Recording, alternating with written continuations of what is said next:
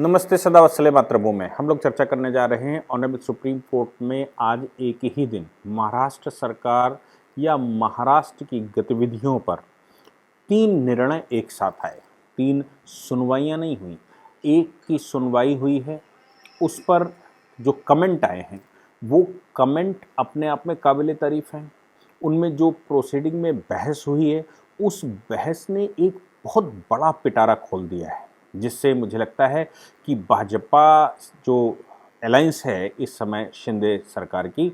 उसको बहुत लाभ होने वाला है। और देश के आम आदमी जिसकी ये चिंताएं हैं कि अलायंसेस पर क्या होगा, उसको भी मुझे लगता है कि ये इसमें बहुत इंटरेस्ट था। बहुत लोगों ने हमको लिखा था और ये भी था कि पहले भी बहुत सारी पीआईएल लोगों ने डालने की कोशिश की, वो सफल नहीं हुए, वो अलग बात है। लेकिन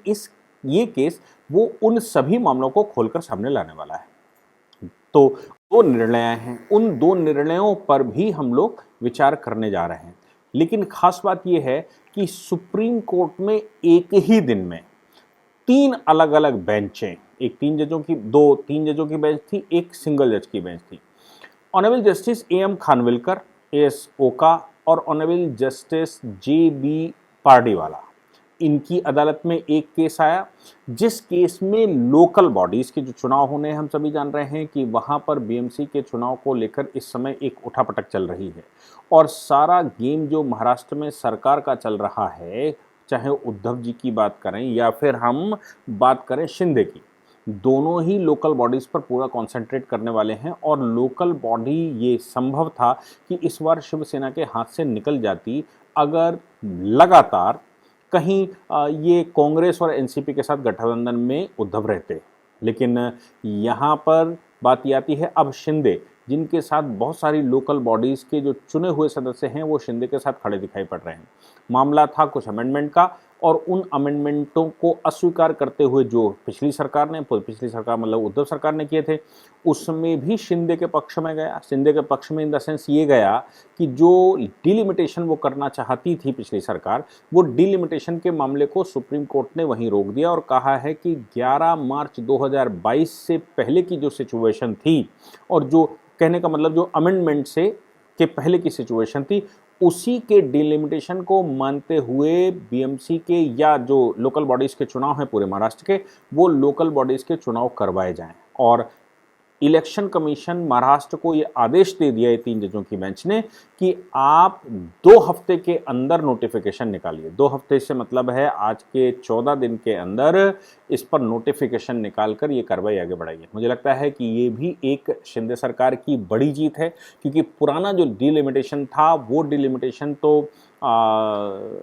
देवेंद्र फडणवीस के अनुसार था, मतलब जो इलेक्शन कमीशन ने किया होगा। और इस बार का जो डिलिमिटेशन है वो अमेंडमेंट होने के बाद, चूंकि लोकल बॉडीज़ का पूरा पावर स्टेट गवर्नमेंट के पास रहता है, तो स्टेट ने उस पर कुछ अमेंडमेंट लाने की कोशिश की थी। उन अमेंडमेंटों को अभी फिलहाल डिपेंडेंस रखते हुए पुराने वाले डिलिमिटेशन पर ही चुनाव करवाने के आदेश दे दिए हैं, जो कि एनसीपी, कांग्रेस और तथाकथित शिवसेना उद्धव ठाकरे इनके मन का था। खासतौर से मुझे लगता है कि शिवसेना और कांग्रेस के मन का, वो कांग्रेस और एनसीपी के मन का रहा होगा, क्योंकि उद्धव ठाकरे की बहुत कुछ नहीं चल पा रही थी इस पूरी सरकार में, और चल तो शरद पवार की या सोनिया गांधी की रही थी। तो उद्धव के पक्ष का तो मुझे नहीं लगता बहुत कुछ होगा। लेकिन मुझे ये बिल्कुल साफ दिखाई दे रहा है कि कुल मिलाकर ये जीत एक मानसिक जीत हुई है, क्योंकि उनके अमेंडमेंट को सुप्रीम कोर्ट ने भी साइड कर दिया है। दूसरा केस जो सुप्रीम कोर्ट के सामने आज आया वो दूसरी बेंच में आया। वो दूसरी बेंच में जो आया उसमें 2 जजों की बेंच बैठी है। वो 2 जजों की bench honourable justice Sanjay Kishan Kaul और ऑनरेबल जस्टिस MM सुंदरेश, ये भी महाराष्ट्र का केस है। इसमें यानी कि जो परमवीर सिंह का मामला है, उस परमवीर सिंह के मामले में भी आज की सरकार के मैं ये कहूँ कि फेवर में मामला चला जाता है, क्योंकि इनको कोई उसमें बहुत कुछ इंटरेस्ट नहीं है। तो परमवीर सिंह का मामला, जिन पर 5 FIR ऑलरेडी फाइल कर दी गई थी, और उन 5 FIR को ध्यान में रखते हुए परमवीर सिंह का मामला चल रहा था, और CBI को केस ट्रांसफ़र होने का ऑर्डर जो ऑनरेबल सुप्रीम कोर्ट का हुआ था, उस पर रिव्यू पिटीशन महाराष्ट्र सरकार ने, पुरानी महाराष्ट्र सरकार ने डाली थी, वो डेट पढ़ते पढ़ते अभी पढ़ी, और वो रिव्यू पिटीशन भी पुरानी सरकार की यानी कि उद्धव सरकार की जो एप्लीकेशन थी उसको सुप्रीम कोर्ट ने रिजेक्ट कर दिया है। तो ये भी मानसिक रूप से शिंदे सरकार के पक्ष में जाता है और बीजेपी शिवसेना कि जो इस समय की वहाँ की सरकार है उसके पक्ष में जाता है। दूसरी बेंच ये थी। और जो तीसरी बेंच जिस पर दुनिया भर की, देश भर की नज़र थी, वो उद्धव ठाकरे एकनाथ शिंदे के डिस्प्यूट की थी कि भाई ये जो विप है वो विप मानी जाए कि ना मानी जाए, विप प्रमुख को बदलना कैसे माना जाए, डिसक्वालिफिकेशन ऑफ मेंबर्स कैसे मानी जाए, विप को ना मानना, उद्धव ठाकरे के विप प्रमुख के द्वारा विप जारी करना और एकनाथ शिंदे के विप प्रमुख के द्वारा विप जारी करना, दोनों में leader of party in house किसको माना जाए। और ये एनामली हम लोग बहुत बार इस पर डिस्कशन कर चुके हैं, लेकिन आज जो चीज़ सामने आई और जिस पर मुझे लगता है कि हम सबका ध्यान गया होगा, शायद गया ही होगा लेकिन नहीं गया, वो चीज़ें हम लोग डिस्कस करने जा रहे हैं। पहली बात तो ये है कि ऑनरेबल सुप्रीम कोर्ट के सामने जो आज का प्रश्न आया वो ये आया कि 10th शेड्यूल 10वीं अनुसूची के पैरा 2, पैरा 3 और पैरा 4 का, पैरा 2 ये कहता है कि इंटरनल डेमोक्रेसी होनी चाहिए, पैरा 3 जो कि वाजपेयी सरकार के द्वारा 1991 में डिलीट कर दिया गया था, यानी कि उसको हटा दिया गया था, अमेंड कर दिया गया था, उस पर भी प्रश्न खड़ा है। और पैरा 4 जो दल बदल कानून को लेकर है कि 2/3 बहुमत के साथ अगर पार्टी में स्प्लिट होता है तो दूसरी पार्टी में दल बदल के विरुद्ध कानून लागू नहीं होगा। लेकिन यहाँ पर जो सवाल पैदा हो रहा था वो ये हो रहा था कि शिवसेना उद्धव ठाकरे की तरफ से कपिल सिब्बल, अभिषेक मनु सिंह भी जब उपस्थित हुए तो उन्होंने सुप्रीम कोर्ट से ये कहा कि पैरा 4 का उल्लंघन है क्योंकि ये इन्होंने दल तोड़ भी दिया है, अलग दल कर भी लिया है और दल को कहीं इन्होंने विलय नहीं करवाया। चूंकि दल का कहीं विलय नहीं हुआ है इसलिए ये पूरी कार्रवाई ही अनकॉन्स्टिट्यूशनल है, ये पूरी कार्रवाई ठीक नहीं है। चूंकि शिवसेना के कॉन्स्टिट्यूशन में ये व्यवस्था है कि लाइफ टाइम जो उनका अध्यक्ष रहेगा वो ये परिवार का रहेगा, यानी कि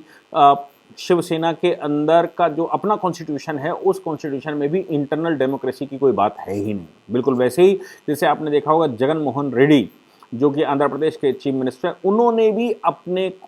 को पार्टी का लाइफ टाइम अध्यक्ष, अपनी बहन के साथ उनका कन्फ्लिक्ट चल रहा था, उनको लाइफ टाइम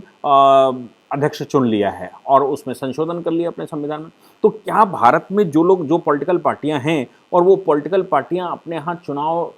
वो पॉलिटिकल पार्टियां चुनाव लड़ना चाहती हैं, वो पॉलिटिकल पार्टियां अपने को परिवार के लोगों को लाइफ टाइम अध्यक्ष चुन सकती हैं, जबकि आप डेमोक्रेसी की बात करते हैं, भारत की डेमोक्रेसी की बात करते हैं। तो सवाल यहाँ पर यह है कि क्या पार्टी के अंदर इंटरनल डेमोक्रेसी होनी चाहिए, पार्टी के सदस्यों को ये अधिकार होना चाहिए कि वो अपना अध्यक्ष चुने, अपना महामंत्री चुने, या फिर उनमें कंसेंसस बननी चाहिए, या फिर जो थोप दिया जाए वही होगा। हमारे देश में ये खूब चल रहा है। तो शिवसेना का भले ही हिंदुत्व का उनका मुद्दा रहा हो पहले कभी, मैं उद्धव ठाकरे के पिता की बात कर रहा हूँ, बाला साहब ठाकरे की, तो उस समय सबको स्वीकार था, किसी को ध्यान में नहीं था। लेकिन Uddhav Thackeray lifetime permanent Shiv Sena प्रमुख बने रहेंगे और किसी की सुनेंगे भी नहीं और चलने भी नहीं, तो फिर उनका वो बेबी पेंगुइन वो अध्यक्ष बन जाएगा उद्धव ठाकरे के बाद, या वो उसको नॉमिनेट कर देंगे। तो क्या इंटरनल डेमोक्रेसी नाम की कोई चीज़ पॉलिटिकल पार्टियों में होनी चाहिए? मुझे लगता है ये प्रश्न अब जो पैरा 3 खत्म कर दिया गया है या पैरा 2 की बात करते हैं उस पर आया है। तो ऑनरेबल चीफ जस्टिस ने इस बात पर साफ कहा है कि एक बात और मुझे बता दीजिए कि जो माइनर ग्रुप है किसी भी पार्टी का, जो पार्टी के चुने हुए सदस्य हैं उनमें से जो माइनर ग्रुप है, क्या माइनर ग्रुप की ही विप लगी रहेगी? इसके लिए ये कॉन्स्टिट्यूशनल एनोमली है, क्योंकि प्रिजम्पशन ये है कि भाई जिसके पास मेजॉरिटी है, जो बात कर रहे हैं हम पार्टी के चुने हुए सदस्य ही अपना नेता चुनते हैं। पार्टी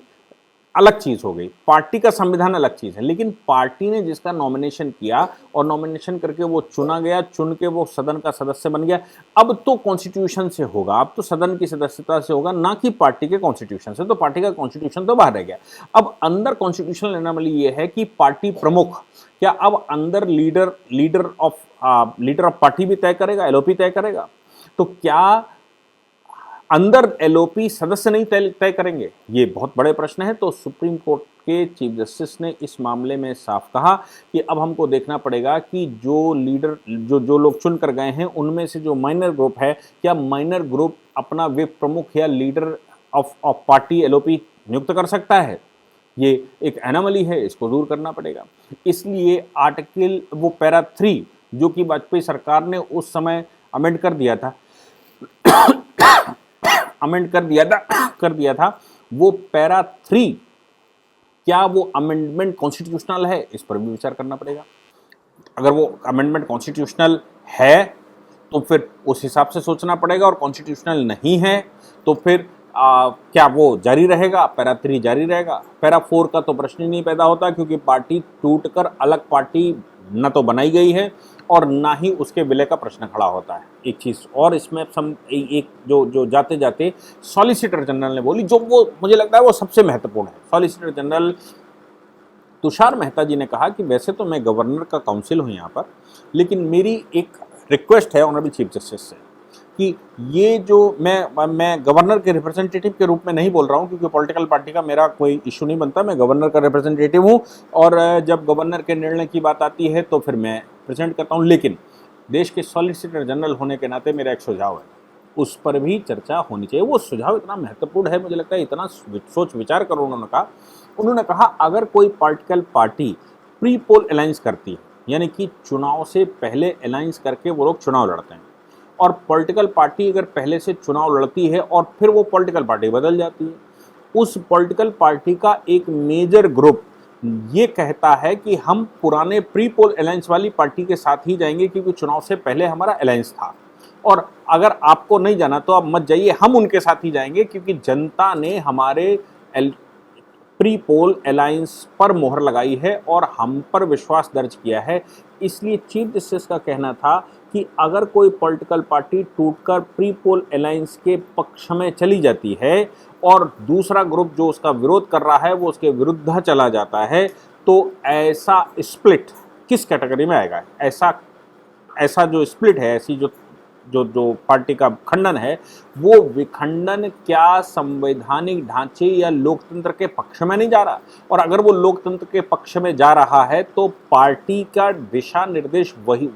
निर्देशक या पार्टी का जो स्ट्रक्चर है वो उनका ही नहीं हो जाता क्या, जो लोग प्री पोल अलायंस के पक्ष में जाते हैं? इस विषय पर, इसकी कॉन्स्टिट्यूशनल वैलिडिटी पर जरूर विचार करना चाहिए, ऐसा मेरा आग्रह है। चीफ जस्टिस ने जब इन सभी को सुन लिया तो ऑनरेबल चीफ जस्टिस ने साथ में या 3 जजों की बेंच ने, जिसमें Hima Kohli, honourable justice Krishna Murari, honourable justice NV Ramana, honourable justice Hima Kohli, इन लोगों की कोर्ट ने तीनों पक्षों से कहा कि भाई अपने जो आपके बिंदु हैं वो फ्रेम करके लाइए, अपने इश्यूज फ्रेम करके लाइए, अपने इश्यूज लिख कर लाइए, हम इसको कॉन्स्टिट्यूशनल बेंच में भेज सकते हैं, क्योंकि मेरे समझ में जो आ रहा है वो एनोमली इस प्रकार की है कि इसको कॉन्स्टिट्यूशनल बेंच के द्वारा जजमेंट करना चाहिए। लेकिन मैं अभी इसको कॉन्स्टिट्यूशनल बेंच में भेज नहीं रहा हूँ, आप लोग अपने इश्यूज फ्रेम करके मुझे दिखाइए, हमारी अदालत में जमा करिए, और फिर हम विचार करेंगे कि इसको कॉन्स्टिट्यूशनल बेंच के द्वारा सुना जाना चाहिए या फिर हम लोग ही इस विषय को सुनेंगे। मुझे लगता है कि जो विषय सामने आए उन विषयों के आधार पर इस समय की जो पोजीशन है वो पोजीशन हर एक मामला शिंदे के पक्ष में जाता है, और उद्धव ठाकरे का समय मुझे नहीं लगता कि अच्छा चल रहा है। अब वो समय खराब होने की वजह से ये स्प्लिट हो रहा है, या उद्धव ठाकरे उस लेवल के पॉलिटिशियन नहीं हैं जिस लेवल के बाला साहब ठाकरे हुआ करते थे, उसकी वजह से ये जा रहा है, या फिर उनकी जो तृष्णा है, तृष्णा से मतलब मेरा है कि उनकी जो अति महत्वाकांक्षा जिसकी वजह से वो सीएम बनना चाहते थे और सीएम बन के उन्होंने अपनी आइडियोलॉजी के साथ कॉम्प्रोमाइज़ कर लिया, अपने अलाइंसेस के साथ कॉम्प्रोमाइज़ कर लिया, और उनके साथ अलाइंस कर लिया जिनको बाला साहब ठाकरे कहते थे हम चूटी से भी छूना पसंद नहीं करते।